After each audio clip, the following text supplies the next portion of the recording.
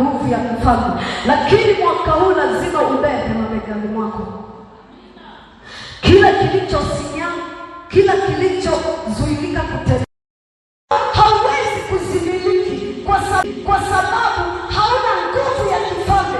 Ndio maana unakuta kuna watu wanaanzisha biashara hawezi kufanya.